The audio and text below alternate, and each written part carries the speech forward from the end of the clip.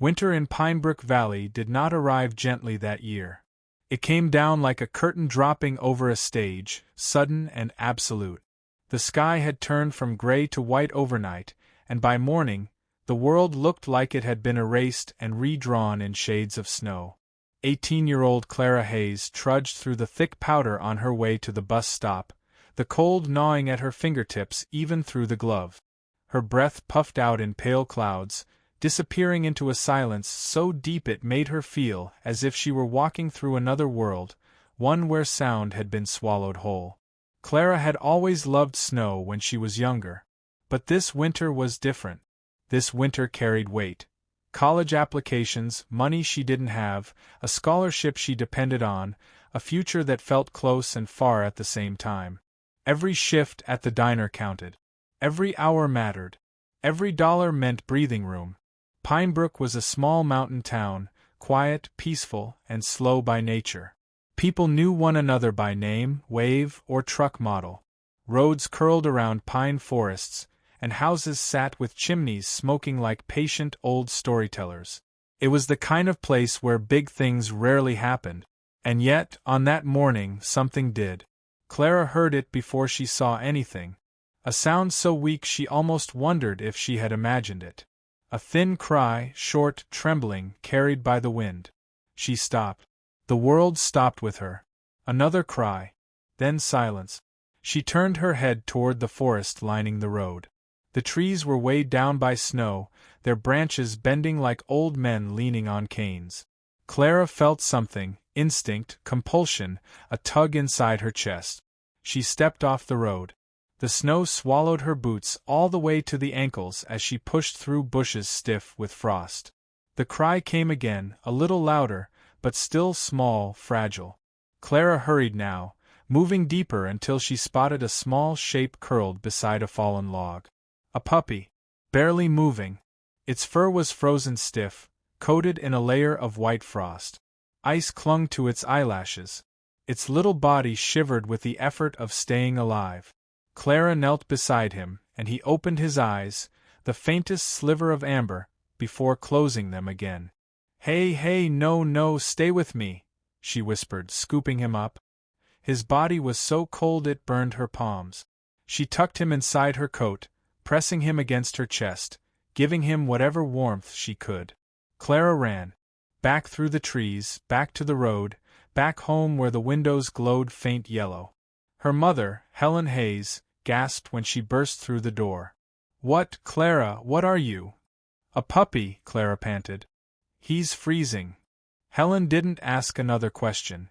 They wrapped him in towels, warmed water bottles, used everything the veterinarian had taught them from years of volunteering. Slow rewarming, no sudden heat, careful breathing check. 2 hours later, the puppy was still alive. By the next morning, he lifted his head. They took him to the vet, who was shocked he had survived the night. "He's part husky, maybe part shepherd, maybe something else," the vet said. "Strong build. Strong will. But he's lucky. Miraculously lucky." Clara smiled, stroking the puppy's head. The puppy licked her finger weakly. They named him Aspen, after the frost-covered trees that had watched him cling to life. Aspen grew quickly. He followed Clara everywhere, through hallways to the kitchen, to her bedroom where he fell asleep curled against her side. His amber eyes watched her every movement, as if memorizing her. But Aspen had strange instincts. He would freeze and stare into the woods for long stretches. He would run in wide circles in the backyard, as if mapping the perimeter. He learned commands almost instantly. And sometimes, at night, he would sit by Clara's window, ears alert, as if listening to something only he could hear. The vet said it was normal for dogs with shepherd blood. Clara wondered. One night, while doing her homework, Aspen placed his paw on her knee and stared at her. Long, focused, like he was studying her soul. "You're special, aren't you?" she whispered. His tail thumped. For months, they were inseparable. Then one morning, Aspen was gone. The door had been nudged open overnight. No tracks. No noise. No sign of struggle. He had simply vanished. Clara searched the entire town, posters, phone calls, walking through Pinebrook for hours until her legs shook. Winter turned to spring. Spring turned to early summer. Life kept moving. But something inside her stayed frozen, like that morning in the woods. Graduation day arrived with warm June sunlight. Clara wore her cap and gown, walking across the stage with her heart pounding, both from pride and from the ache of someone who wasn't there. When her name was called, she smiled for the photos, hugged her mother, and let her classmates pull her into dozens of snapshots she barely remembered. Yet every time she turned, every time she scanned the crowd, she hoped. And then it happened. A murmur spread across the field. Heads turned. People backed away, forming a loose circle. A few students gasped. A teacher dropped her clipboard. Clara frowned and walked toward the commotion. There, in the center, stood a dog. Tall, strong, fur shimmering in golden-brown patterns. Amber eyes locked on her. "Aspen," she whispered. The dog's ears shot up. Then he ran. Straight toward her. Full speed, barreling through the crowd until he nearly knocked her over. Clara fell to her knees, tears spilling instantly as he licked her face, whining and trembling like he had waited for this moment forever. You came back," she sobbed. "Aspen, you came back." Students stared, teachers stared, parents whispered. That's when Clara noticed a man in uniform approaching. Boot. Search and rescue insignia on his jacket. "You must be Clara Hayes," he said. "Yes," she answered, gripping Aspen's fur. "This is my dog. He disappeared months ago."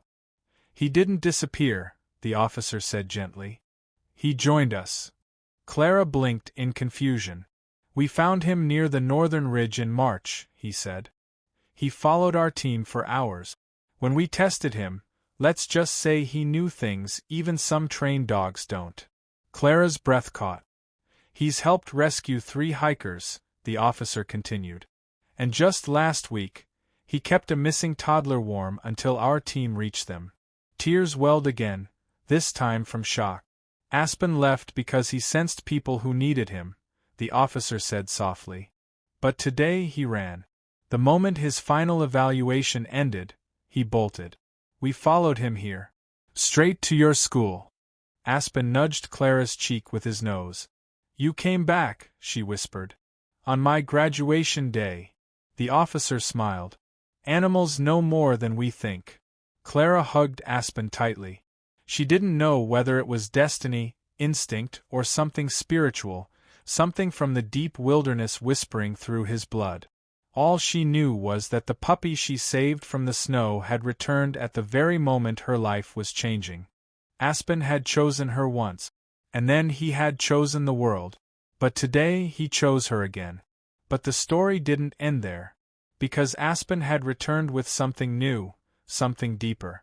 Over the following weeks, Pinebrook Valley buzzed with stories of the graduation dog who had saved lives.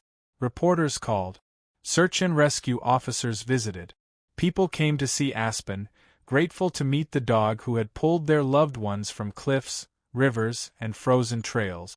Clara found herself standing in the center of something bigger than she ever expected. She thought Aspen returning was the climax, but it was only the beginning. Summer stretched on with warm nights and long days. Aspen split time between Clara's home and training with the search team. He would leave at dawn sometimes, nose to the wind, listening to the forest speak. Other days he would lie beside her feet as she filled out college forms. Something about him felt older now, like he had lived several lives in a few months. One evening, Clara sat on the porch with Aspen leaning against her side.